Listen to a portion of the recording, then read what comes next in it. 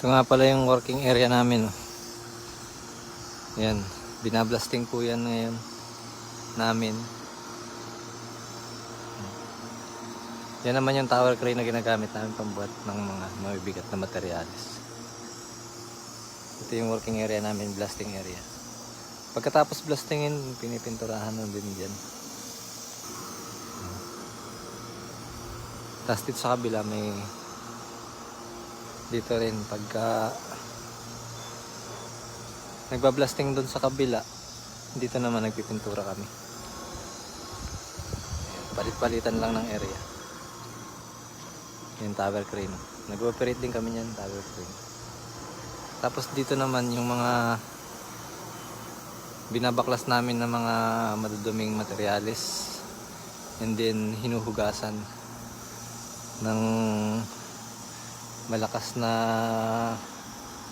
water jet.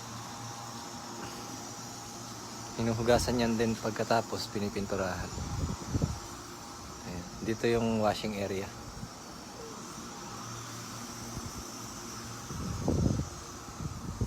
Wala kaming bubong kaya kapag maulan hindi kami nakakapagpintura dito.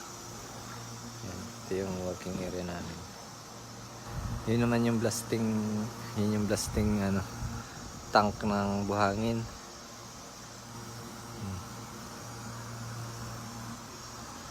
Lapitan natin.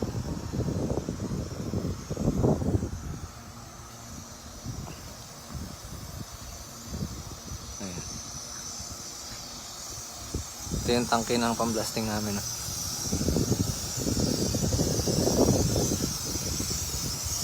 Tapos ito naman yung hose ng blasting.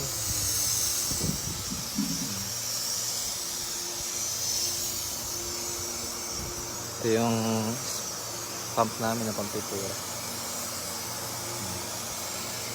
Compressor. May compressor dito din sa likod. Ito naman yung mga pan-touch up. Mga pintura namin, pan-touch up.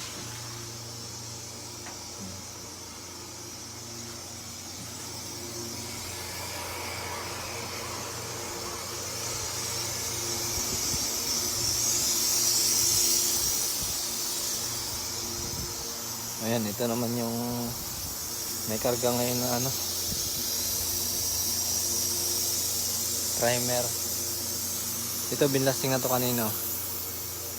Pininturahan na ng lacquer primer.